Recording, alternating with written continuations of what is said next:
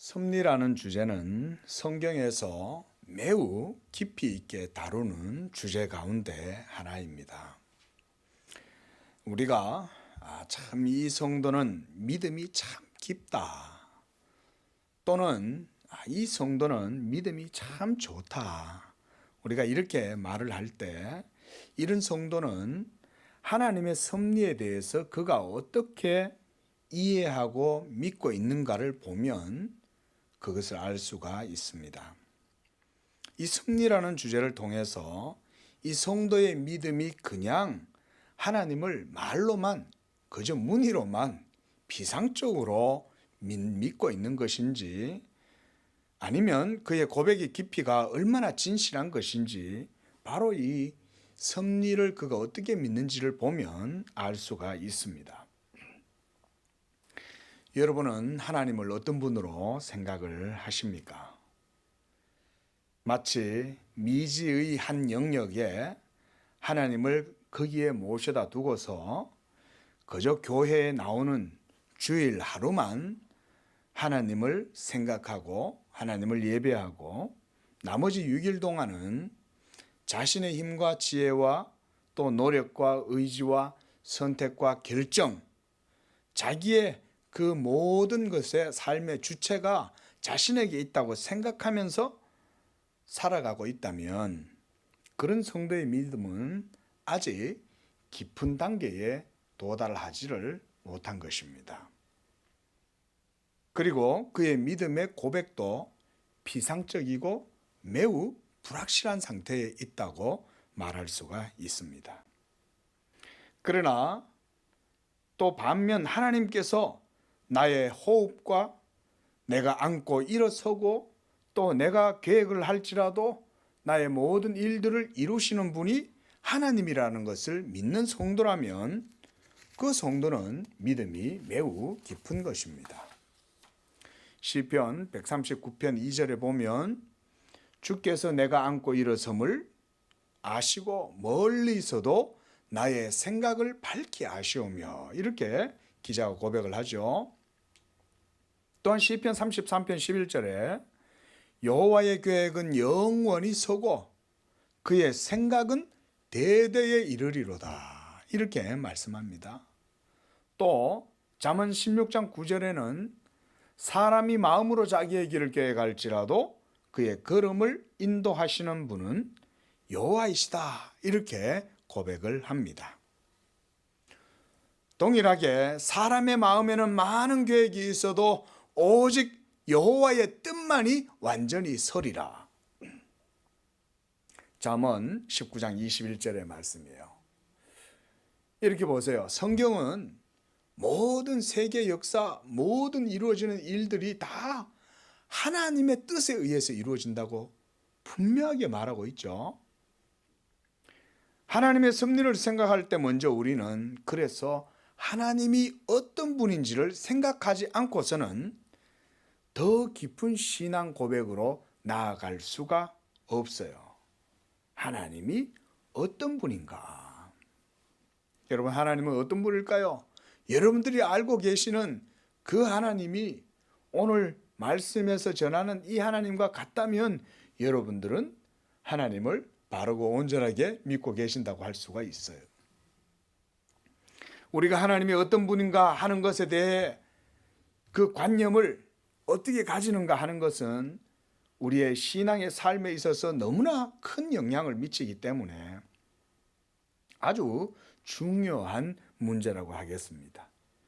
하나님을 믿는 믿음이 어떠냐에 따라서 여러분의 삶의 관점, 여러분들의 삶의 가치, 세계관, 윤리관, 도덕관 등 삶의 근본적인 이런 문제들에 큰 영향을 미치는 것이 되는 것입니다. 하나님을 창조주라고 믿고 그렇게 세상을 바라보는 사람은 이 세상의 모든 것을 하나님의 창조와 함께 그분이 지으신 이 세계에 대한 목적도 생각해 보지 않을 수가 없죠. 그리고 그 목적을 따라서 이 모든 세계를 하나님께서 또한 어떠한 방식으로 이루어 나아가게 하시는가? 그러면 또한 하나님의 작정도 생각하게 되고 하나님의 섭리도 생각하게 되고 하나님의 선택, 예정, 이런 하나님의 깊은 것들에 대한 생각을 자연스럽게 할 수밖에 없어요. 성경이 우리에게 증거하는 하나님은 어떤 분입니까? 그분은 먼저 천지와 그리고 그 가운데 있는 모든 만물들을 창조하신 분으로 선포하고 있죠. 그리고 하나님은 인격적으로 살아서 역사하시고 모든 일을 그분의 마음에 기쁘신 뜻대로 다 이루신다고 성경은 선언합니다. 그뿐만이 아니죠. 하나님은 만물의 통치자, 보호자, 또한 권능으로 모든 만물들 그 가운데 있는 모든 것을 양육하고 보존하고 섭리하심으로써 세상의 여러 부분들을 또 다스리고 계신다고 이렇게 증거를 합니다. 하나님은 이 우주 만물, 저 하늘의 전체 세계 그리고 그 여러 부분들을 운행하시는 것뿐만 아니라 만드신 모든 것들 가운데에 우리가 볼 때 정말 하잘것없고 보잘것없는 그런 것 하나까지, 참새 한 마리까지도 붙드시고 양육하시고 먹이시고 입히신다. 마태복음 10장 29절에 보면 주님이 그러잖아요. 저 들에 있는 이름 없는 백합화도 하나님이 입히시고 새들도 하나님이 먹이시고, 그거를 누가 한다는 겁니까? 하나님이 다 그렇게 하신다는 것이죠. 이렇게 하나님의 섭리는 끊이지 않고 하나님에 의해서 지속적으로 유지가 되는데 이것이 곧 하나님의 섭리 가운데 이루어진다라고 하는 것입니다. 하나님의 섭리. 여러분, 하나님의 섭리는 한시도 우리의 삶에서 떠나지 않습니다. 믿으시기 바랍니다. 아직 이 말이 여러분들에게 좀 모호하고 구체적인 개념으로 안 다가온다면 아직 우리가 하나님에 대해서 여전히 어느 정도 믿음이 그런 부분에 있어서는 연약함이 있는 거예요. 하나님은요, 여러분들의 숨 쉬는 것조차도, 심지어 여러분들의 머리에 있는 모든 머리털도 하나님은 다 세신다, 이렇게 말씀하셨어요. 시편 33편 6절에는 이렇게 말씀합니다. 여호와의 말씀으로 하늘이 지음이 되었고 그 만상을 그의 입 기운으로 이루었도다. 그러면서 이 33편 13절에 기자는 다시금 말합니다. 여호와께서 하늘에서 굽어보사 모든 인생들을 살피시며, 우리 하나님이 지금 우리 모두를 다 살피고 계시는 줄로 믿으시기 바랍니다. 이게 하나님의 섭리를 믿는 신앙이에요. 또한 시편 104편 27절에서 30절 말씀을 보면 이것들은 다 주께서 때를 따라 먹을 것을 주시기를 바라나이다. 주께서 주신즉 그들이 받으며 주께서 손을 펴신즉 그들이 좋은 것으로 만족하다가 주께서 낯을 숨기신즉 그들이 떨고 주께서 그들의 호흡을 거두신즉 그들이 죽어 먼지로 돌아가나이다. 주의 영을 보내어 그들을 창조하사 지면을 새롭게 하시나이다.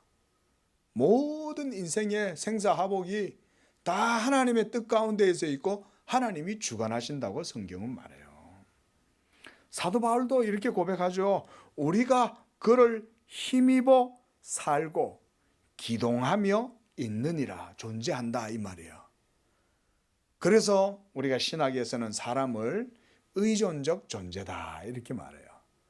독립적이고 주체적이고 자율적인 모든 선택과 결정을 할 수 있는 존재 같아도 사람은 근본적으로는 하나님을 의지하는 그런 의존적인 존재예요. 이와 같이 하나님께서 뛰어난 섭리 가운데 만물을 지탱하고 유지 보존하시고 통치하고 계시며 이렇게 세상을 돌보십니다. 우리가 성경을 통해서 이러한 하나님의 섭리를 살펴보면 하나님에게는 한순간도 우연이나 맹목적인 운명, 장난 같은 것이 없다는 것을 알 수가 있어요. 그래서 기독교는 운명론이나 우연한 기회, 우연성 이런 것에 대해서 그런 말을 사용하지 않습니다. 또 그런 것도 믿지 않아요. 우연히 이루어졌다 이런 거 안 믿어요.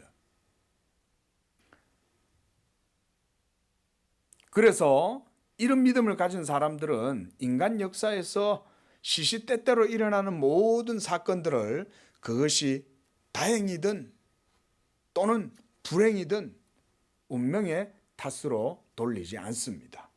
모든 것이 다 하나님의 섭리 가운데 있다고 그렇게 고백을 하는 것입니다.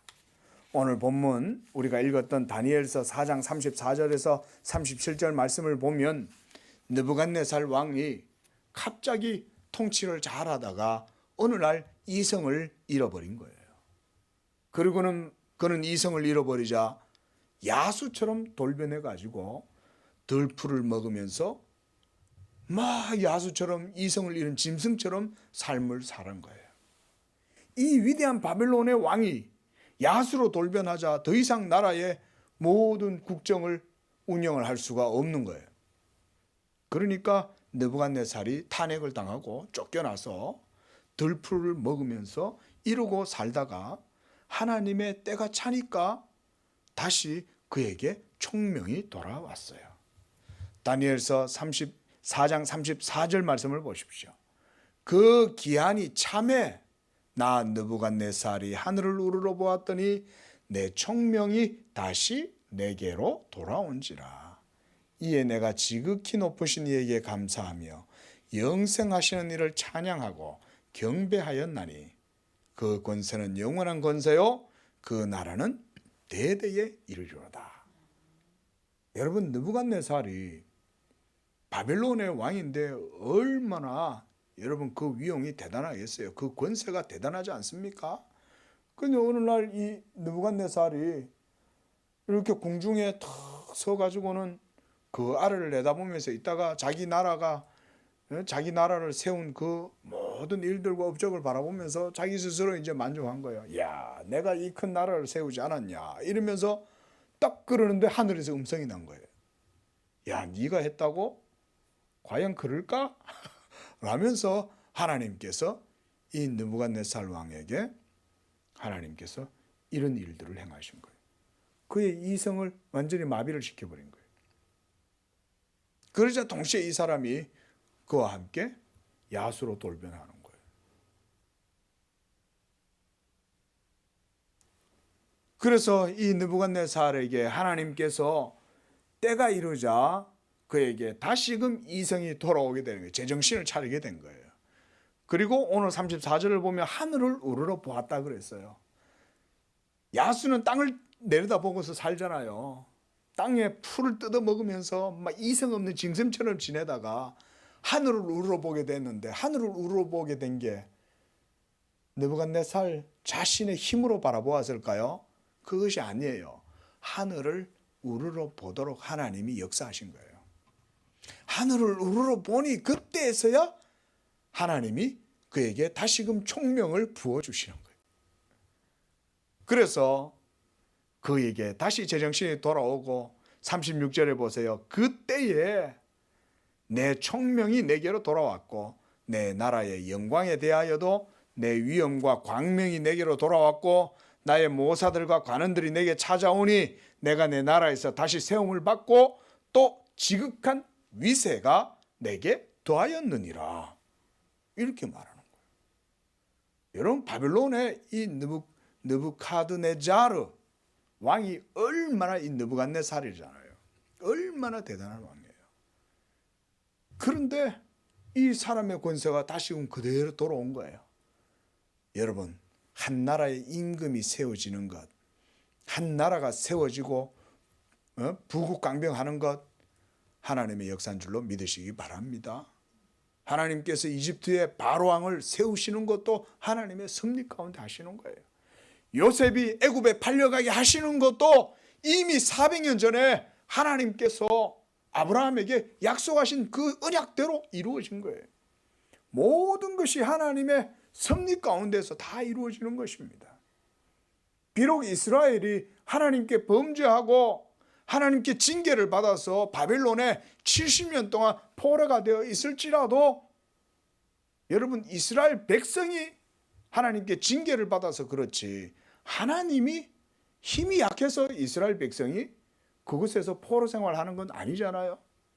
하나님이 그걸 알게 하시려고 이스라엘의 하나님의 그 권세를 느부갓네살을 통해서 보여주신 거예요.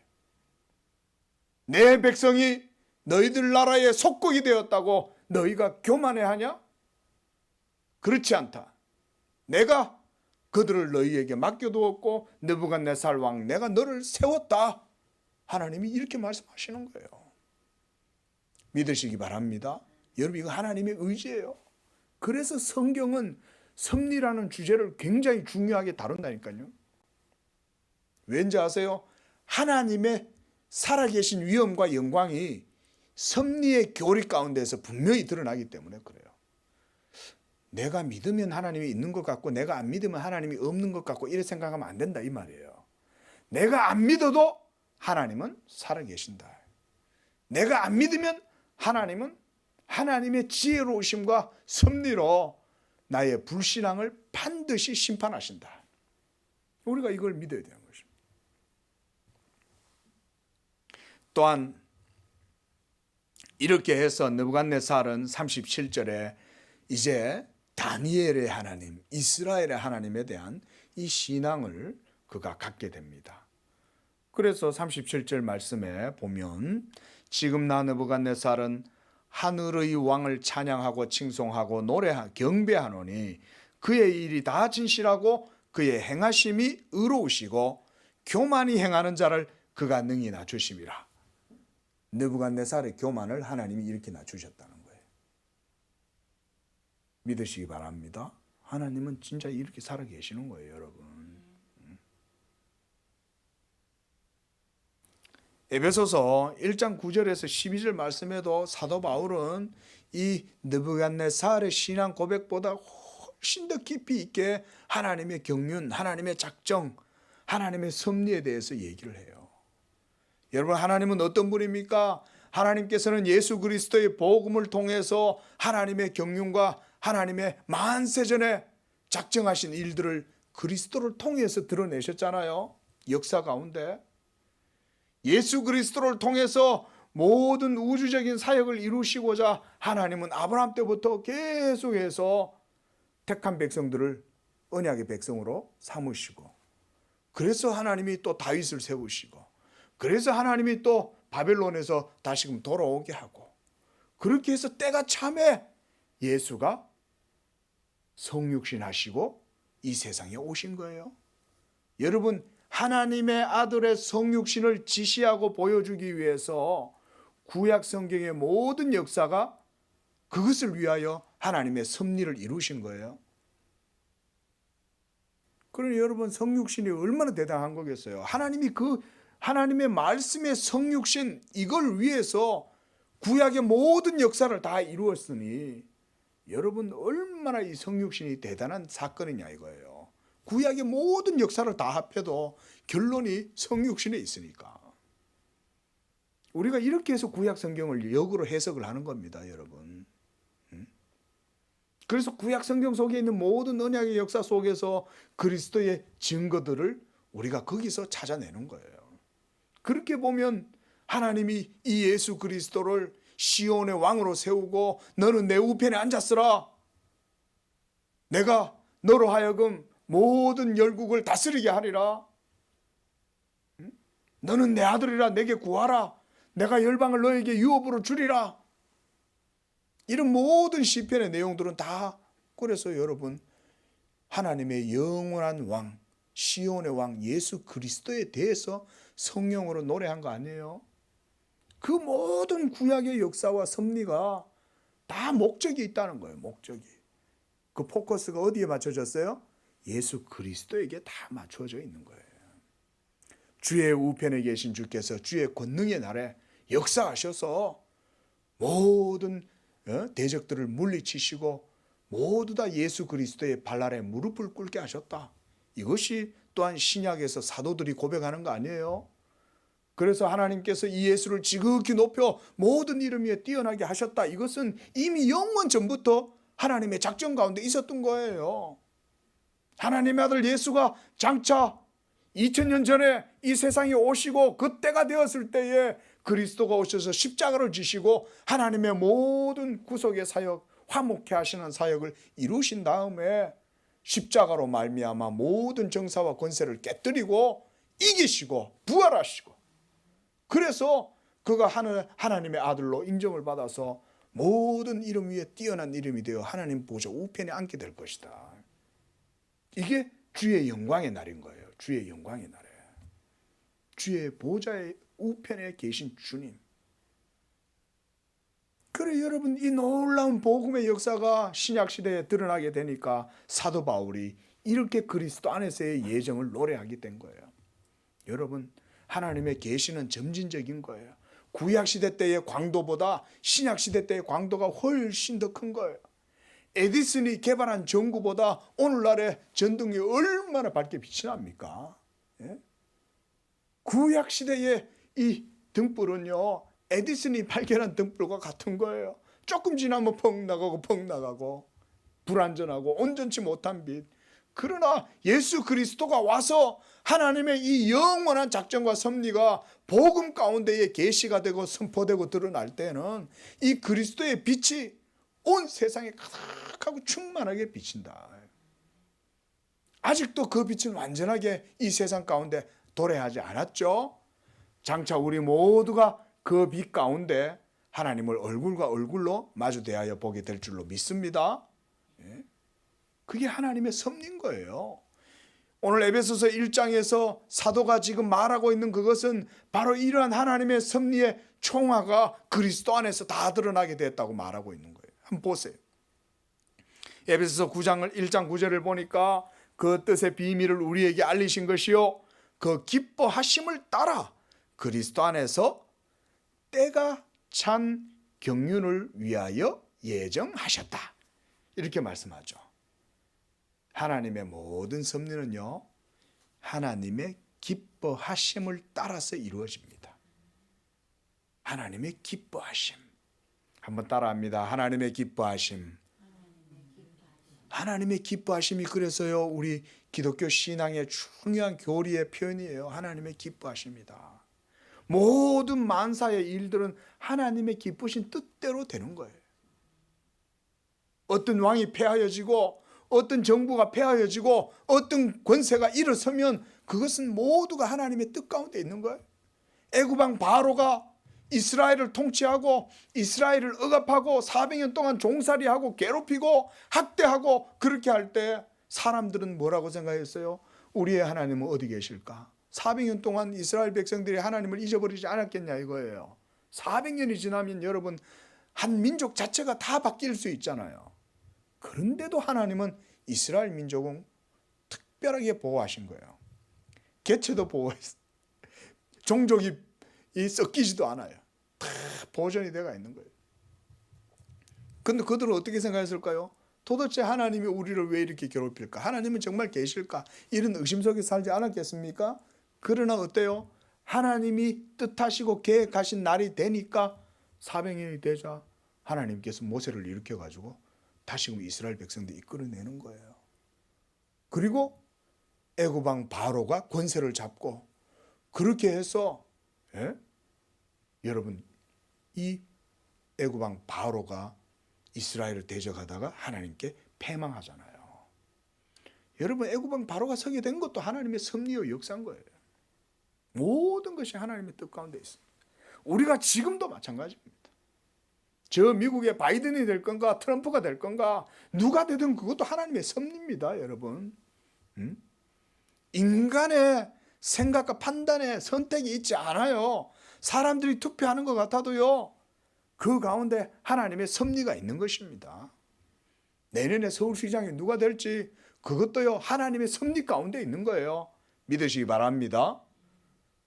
그래서 우리가 기도하는 거예요. 여러분 내가 기도해서 내 기도대로 응답해 달라는 거는 이거는 참된 기도가 아니에요. 하나님의 섭리를 믿는 가운데에 하나님의 뜻을 붙들고 기도할 때 모든 것이 우리 성도들에게는 합력하여 선을 이루시는 것입니다. 그래서 이 섭리를 붙들어야 우리가 바르게 기도할 수도 있어요. 하나님이 어떤 분인지도 모르고 우리가 어떻게 기도를 하겠어요? 그러면 저 예? 무당들이나 뭐 산골에서 이 절간에서 그냥 공양하고 그렇게 하는 사람들과 다를 바가 뭐가 있어요. 그래서 우리가 잠시 한번 말씀을 보십시오. 에베소서 1장 9절에도 이와 같이 때가 찬 경륜이라고 말씀하죠. 그렇죠? 그 모든 것들이 다 하나님의 때가 있는 거예요. 하나님의 때가. 예수님은 어찌하여 2000년 전에 오셨을까? 지금 오시면 안 될까?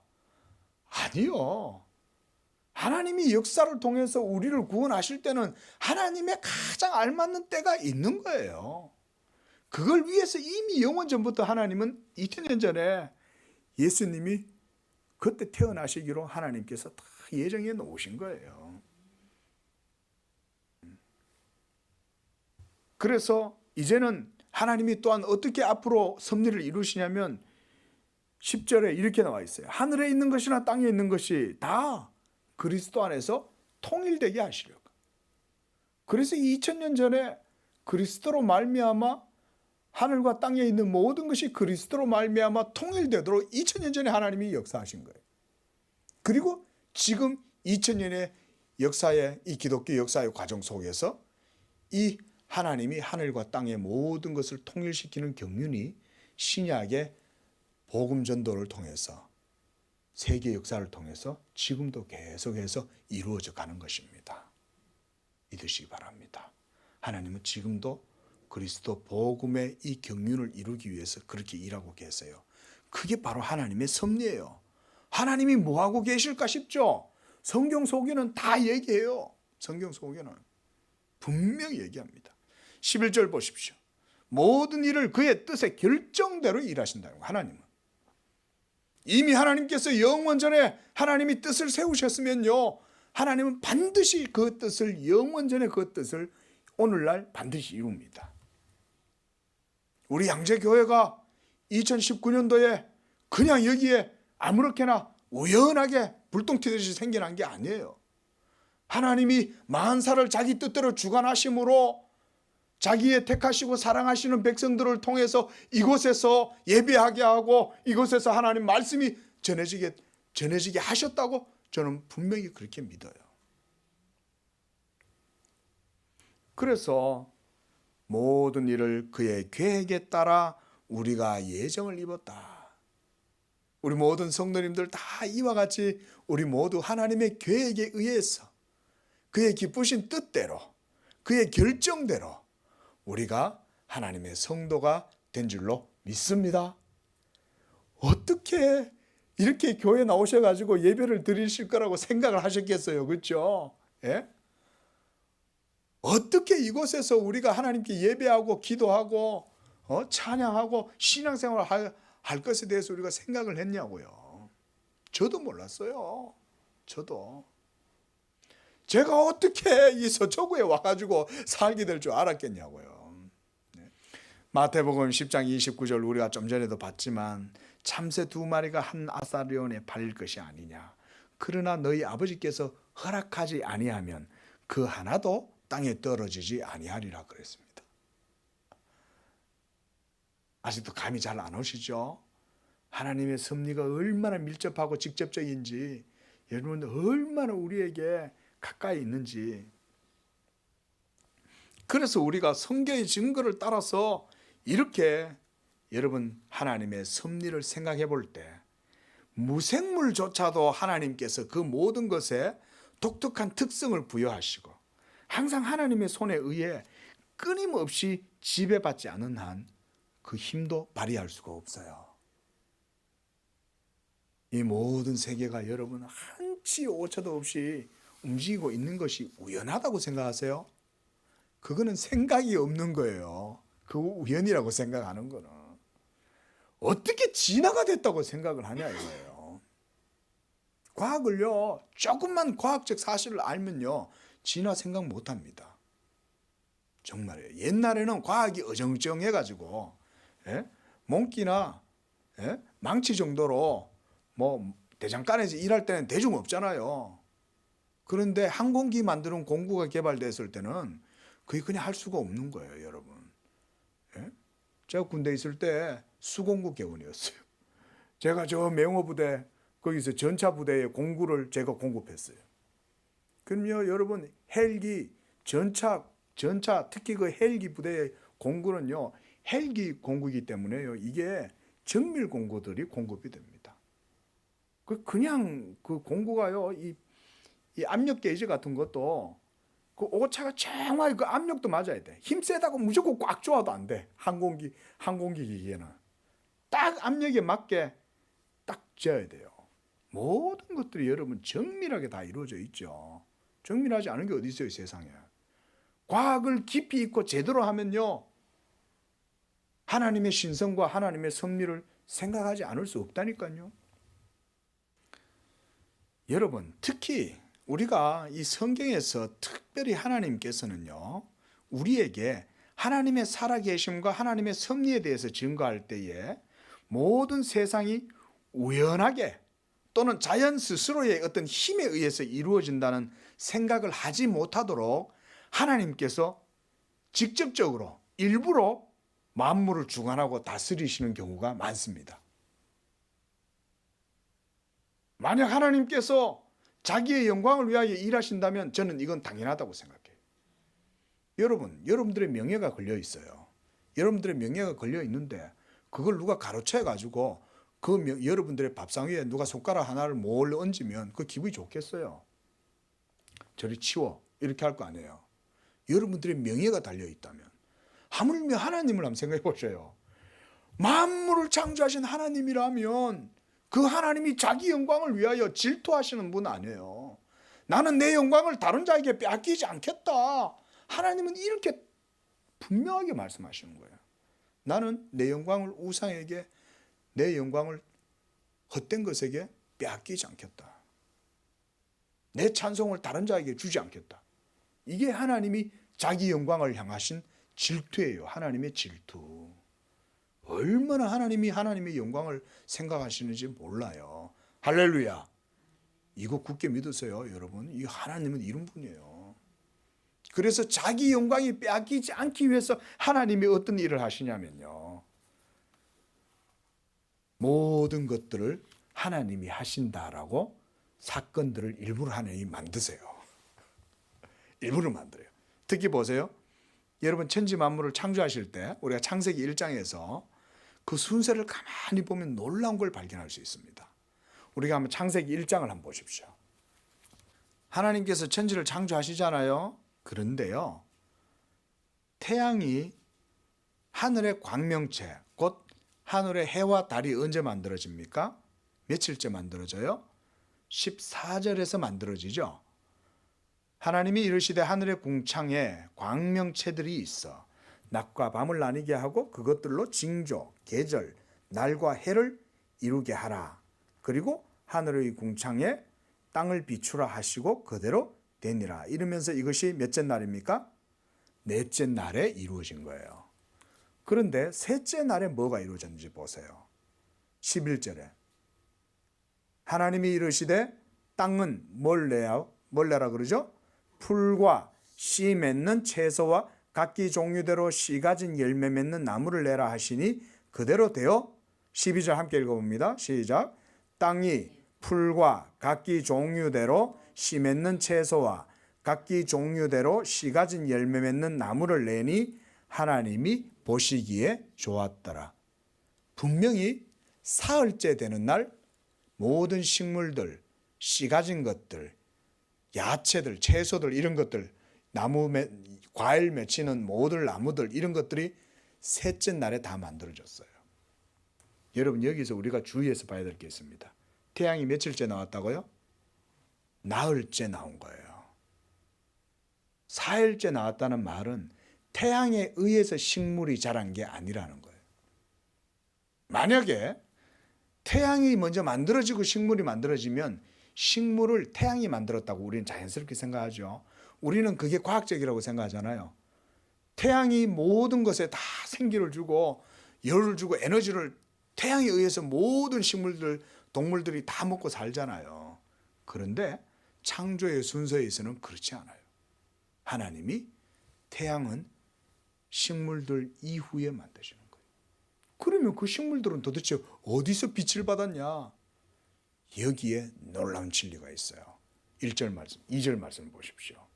3절 시작. 하나님이 이르시되 빛이 있으라 하시니 빛이 있었고 빛이 하나님 보시기에 좋았더라. 하나님이 빛과 어둠을 나누사 하나님이 빛을 낮이라 부르시고 어둠을 밤이라 부르시니 저녁이 되고 아침이 되니 이는 첫째 날이다.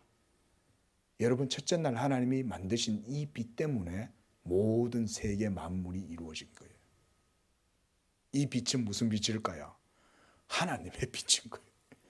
하나님이 빛이 있으라 라고 할 때 그 말씀의 빛이 온 세상에 비추니까 이 말씀 때문에 아직 하늘에 태양이 없어도 생물들이 다 자라나기 시작하는 거예요.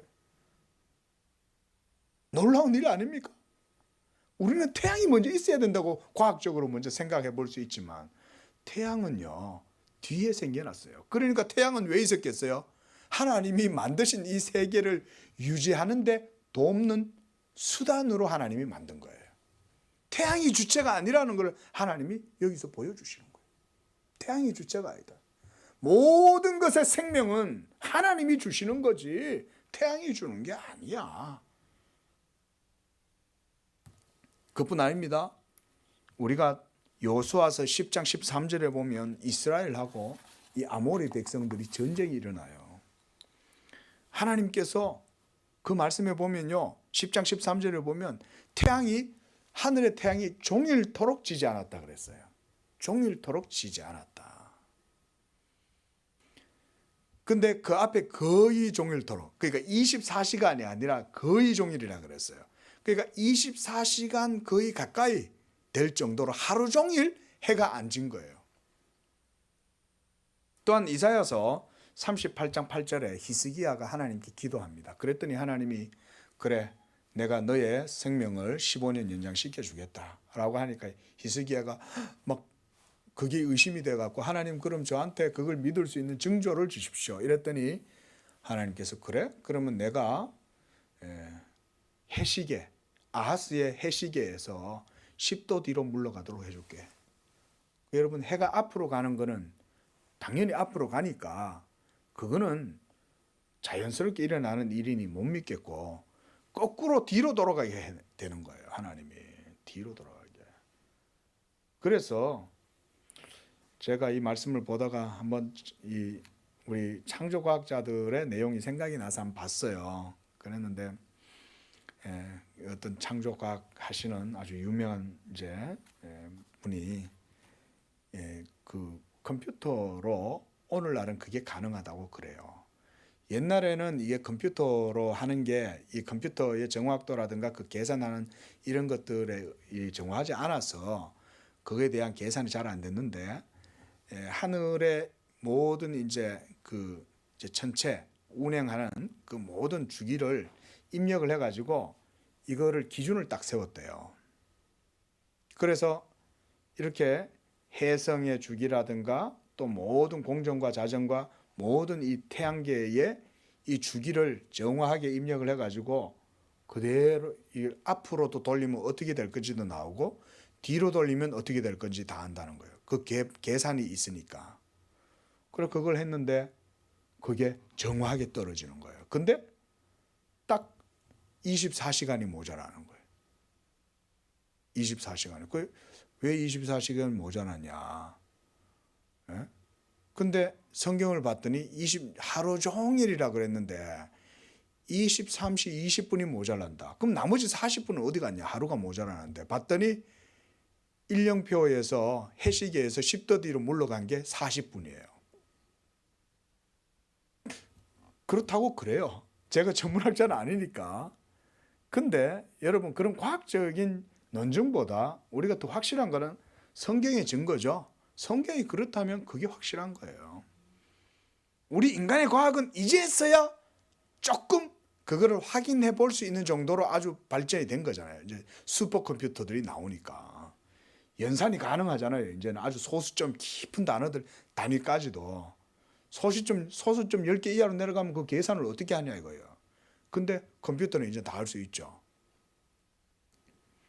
여러분, 이런 걸 볼 때 전체 자연계 모두가 하나님의 분명한 목적과 섭리 가운데 움직이고 있다는 것을 여러분 보여주고 있습니다. 그래서 하나님의 신성의 능력은 인격적이고 적극적으로 모든 만물과 역사를 주관하고 이루시는 것입니다. 하나님의 전능하심이 이 하나님의 전능하심과 그의 섭리와 능력에 찬양을 돌리는 자들은 이 섭리에 대한 신앙으로 인해서 이 두 가지의 유익을 얻게 된다. 이 말씀을 드리고 마치려고 합니다. 첫째는요, 하늘과 땅의 주인이시여 모든 피조물들을 복종하게 하시는 하나님께서는 선을 행할 능력이 풍성하게 있다는 것입니다. 우리가 이 세상이 왜 이렇습니까? 이렇게 할지라도 우리 모두가 다 하나님께로 돌아오고 정말 인류를 하나님께서 돌이켜서 부흥을 하게 하시면 다시금 이 세계를 하나님께서 새롭게 하실 수도 있어요. 얼마든지 하실 수 있어요, 하나님. 왜 하나님 악한 자들을 살려두십니까? 우리가 하나님께 이렇게 질문하고 불평해도 하나님은 하실 수 있어요. 다만 그것이 하나님의 뜻에는 감추어져 있기 때문에 우리한테는 그렇게 보여질 뿐인 거예요. 그래서 하나님이 너희가 나를 사람처럼 생각하는구나. 너희가 나를 인생처럼 생각하는구나. 하나님이 이렇게 말씀하시는 거예요. 여러분, 하나님은 어떤 분입니까? 그런 분이 아니시죠.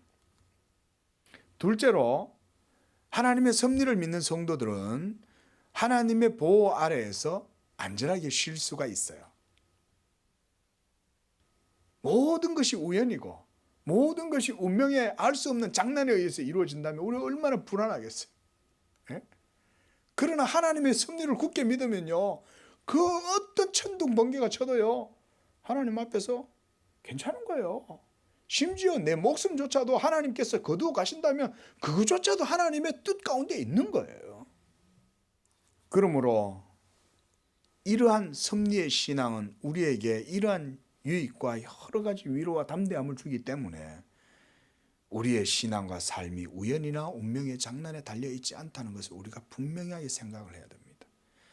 우리가 두려워할 모든 해롭고 악한 것들, 그리고 그것의 근원이 무엇이든 간에 전능하신 하나님의 지배 아래에 있으며 하나님의 권세가 사탄과 그의 모든 악한 귀신들, 또한 악한 영들의 모든 세력들을 제압하고, 그래서 우리의 안전을 가로막는 모든 것들은 하나님의 명령이 없이는 하나도 이루어질 수 없다는 것을 믿는 것입니다. 귀신도 하나님의 허락하심이 없으면 안 돼요. 귀신은 분명히 우리보다 강해요. 사탄은 우리보다 더 지혜롭고 능력도 커요. 예? 없는 곳에서 불도 만들어낼 수 있어요, 사탄은. 예? 그럴지라도 전능하신 하나님이 바로 어린아이와 같은 우리들과 함께 하셔서 사탄이 하나님의 택한 백성들은 건들지도 만지지도 못한다. 믿으시기 바랍니다. 건들지도 못한다. 해하지도 못한다. 예레미야서 10장 2절 말씀을 읽어드리고 마치겠습니다. 여호와께서 이와 같이 말씀하시되 여러 나라의 길을 배우지 말라. 이방 사람들은 하늘의 징조를 두려워하거니와 너희는 그것을 두려워하지 말라. 왜? 하늘의 계기일식이 일어나면 고대 사람들은 얼마나 놀랐어요. 그죠? 막 두려워가지고 죄를 지내고 막 이렇게 했잖아요. 그런 이방 사람들. 그러나 하나님을 믿는 사람들은 그 하나님이 자연 만물조차도 주관한다는 것을 믿으니 그걸 두려워할 필요가 없는 거예요. 악한 원수 사탄 마귀도 우리 양재교회와 우리 모든 성도들을 조금 더 해하거나 해치지 못한다는 걸 믿으시기 바랍니다. 이걸 믿고 기도하면 하나님이 영광을 받으시고 또한 하나님께서 여러분들의 모든 기도 위에 풍성하고 넘치는 것으로 응답하시는 줄로 믿습니다. 기도하겠습니다.